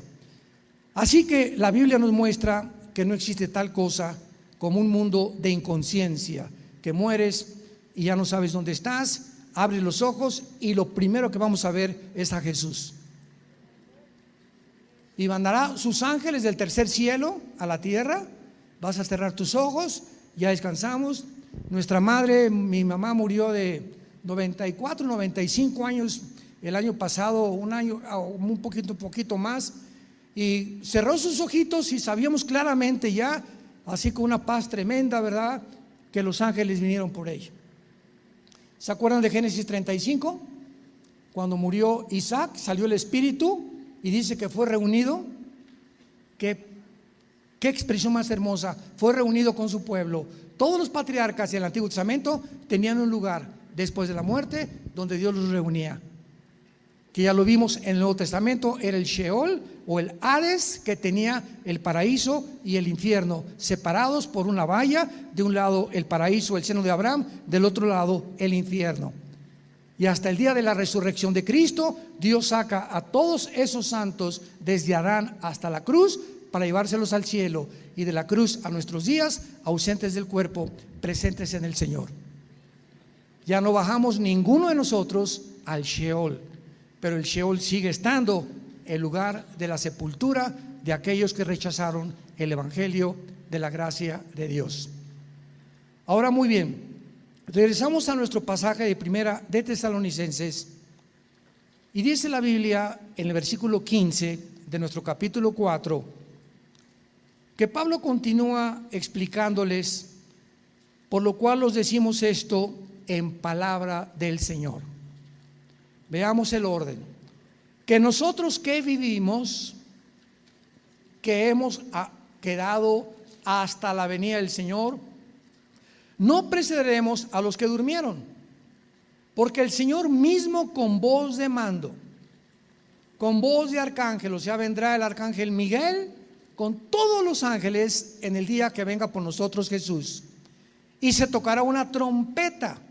Esta trompeta muchos han confundido con la séptima trompeta de Apocalipsis 15, donde se consuma la ira y donde comienza a decir el ángel: ahora han venido los reinos a ser de nuestro Señor Jesucristo, que es casi al final de la tribulación.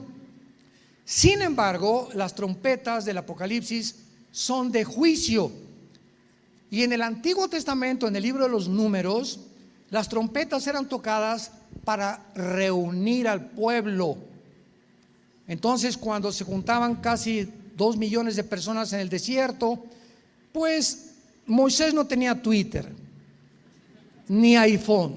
Imaginémonos reunir a todos los campamentos alrededor en el desierto, o mandar a alguien decirles, oigan, dígales que vengan mañana a las 7 de la mañana porque agarramos las cosas y levantemos las tiendas de campaña y nos tenemos que ir. Nos acaban de detectar que tal vez hay un enemigo. Entonces usaban trompetas el pueblo judío y muchas veces tocaban el shofar. Hay aproximadamente varios toques de trompeta, pero las trompetas tenían dos sonidos. Con el shofar había uno que hacía así, sin pararse. Y ahí estaba diciendo, vengan pronto a reunirse al campamento alrededor de Moisés. Y el otro shofar hacía así,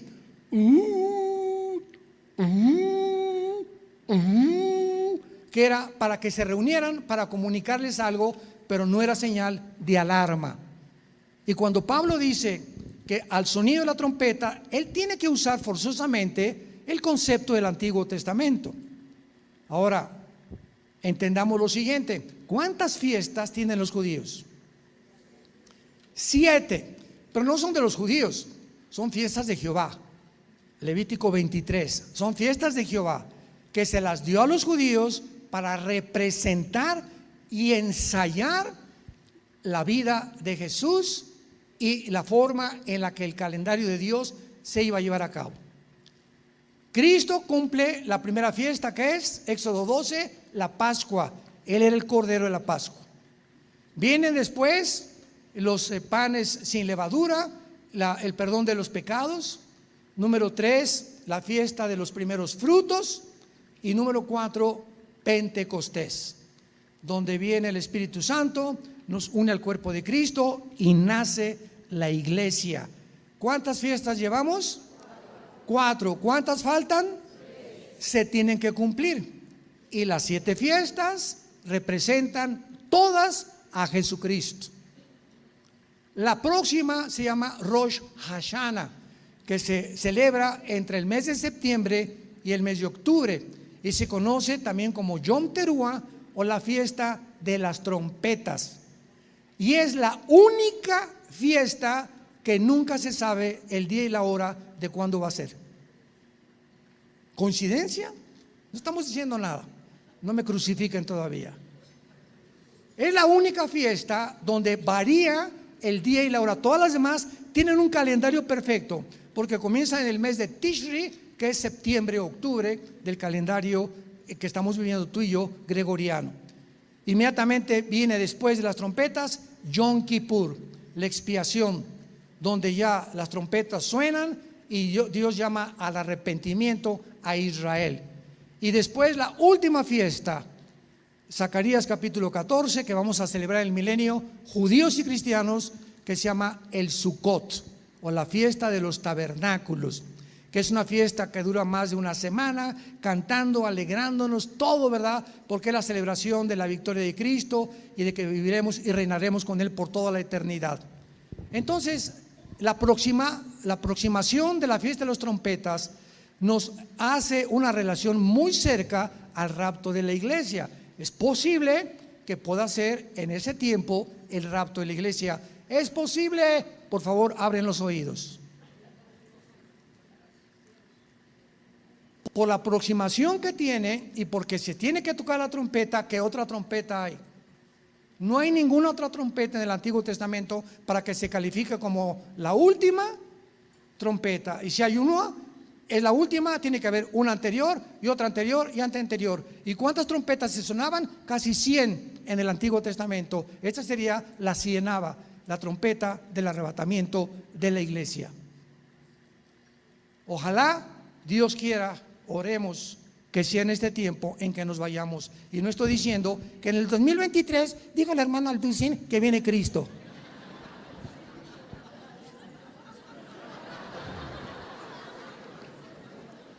Que Dios los perdone. Ahora hay una pregunta muy importante ante todo esto, que estoy seguro que les va a interesar. ¿Con qué cuerpo vamos a resucitar? ¿Nos pareceremos a Rambo? ¿O las mujeres a Madonna? ¿De 30 años? ¿De 40 años? Si los niños que mueren seguirán creciendo en el cielo o aquí en la tierra, porque realmente el cielo va a estar aquí en la tierra. Aquí va a ser se va a restaurar el mundo, cielos y nuevas tierras van a ser, pero aquí va a estar el cielo. El tercer cielo va a desaparecer. El tercer cielo es temporal. Dios habitaba antes de la creación en la eternidad. Cuando Dios creó el tiempo, el espacio y la materia, Génesis 1:1, Bereshit ha Jehová bara a Amashin a Eretz, en el hebreo, Dios creó los cielos y la tierra. Ahí fue cuando comenzó el tiempo, el espacio y la materia, y esto lo confirma la física. El primer versículo de la Biblia está respaldado por la física, porque están de acuerdo que esto fue lo que comenzó. El tiempo no puede existir sin el espacio, ni el espacio sin la materia. Entonces Dios crea el espacio, el tiempo y la materia y la dimensión en la que vivimos. A nosotros nos pone en 4 dimensiones. La cuarta dimensión la descubrió Einstein, que es el tiempo. Cuando Einstein descubrió la teoría de la relatividad, E igual a mc al cuadrado, la energía es igual a la masa por la velocidad de la luz al cuadrado. Ahí entró el tiempo y lo aceptaron los físicos nucleares, los físicos cuánticos, para aceptar que el tiempo es una dimensión y que el tiempo finalmente no existe.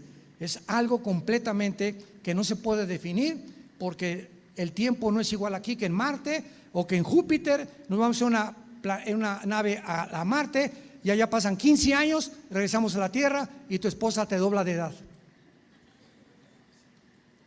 Ya comenzaron las risas, ¿verdad? me quiero ir a Marte, ¿no? Entonces, el tiempo es relativo y lo descubrió Einstein, y esta es la razón por la cual Einstein, al postular esta teoría de la relatividad, estableció lo siguiente. Señores físicos, matemáticos que nos visitan y nos escuchan, Einstein descubre que es imposible la conquista del espacio por 2 elementos: la velocidad y el tiempo. La velocidad viaja a 300,000 kilómetros por segundo, y la estrella más cercana tardaríamos, ¿verdad?, 100 años en llegar con ella a la velocidad de la luz. El tiempo, la velocidad y el tiempo, que es diferente, que no podríamos jamás, han sido tonterías de que vamos a poblar Marte y la Luna, porque en ningún planeta, en ninguna galaxia existe ni el agua ni el aire.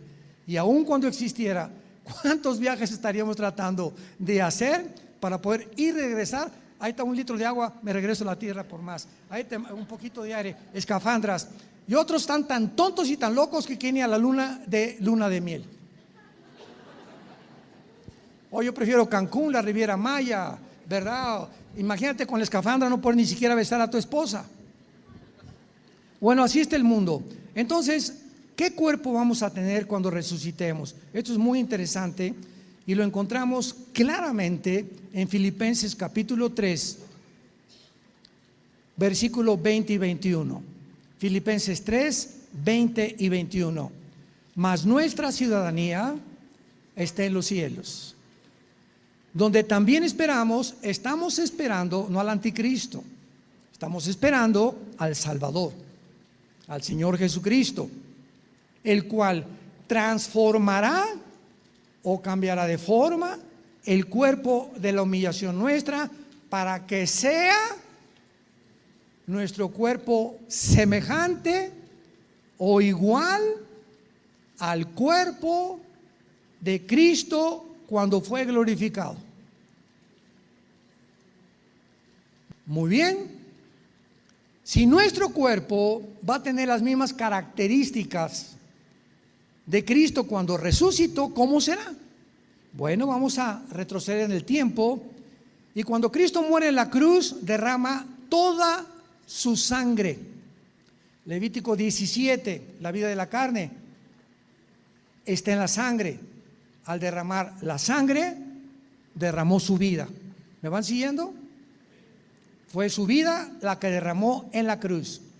Cuando Juan se acercó a la cruz, el apóstol Juan, y el centurión romano agarró la lanza y le atravesó el costado de izquierda a derecha a Jesucristo, le atravesó toda esta zona, ¿verdad?, que cubre el pericardio, que es una zona que protege el corazón.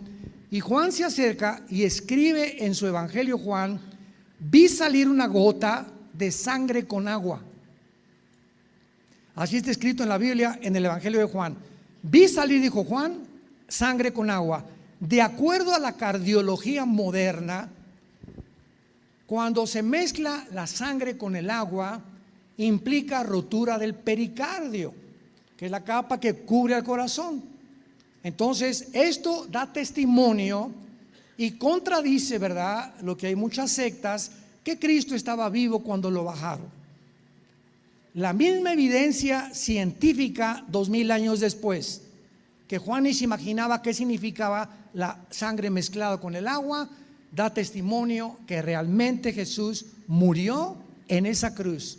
Cuando el centurión le atraviesa todo el pecho para cerciorarse, porque estaba escrito que al Mesías no se le iban a romper los huesos, ya que en la crucifixión todas las víctimas, cuando llegaban los soldados expertos en la muerte de las víctimas y veían que todavía estaba en la cruz respirando, les rompían los meniscos de las rodillas para que se colgara el cuerpo y murieran asfixiados.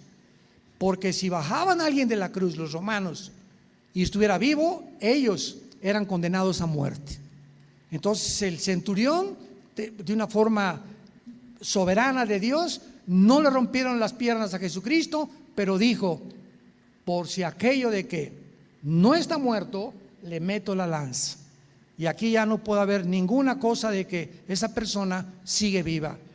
Entonces, esto nos muestra que nuestro nuevo cuerpo no tendrá sangre. Número uno, el cuerpo resucitado ya no va a funcionar anatómica ni fisiológicamente con sangre. Actualmente es la sangre la vida del cuerpo.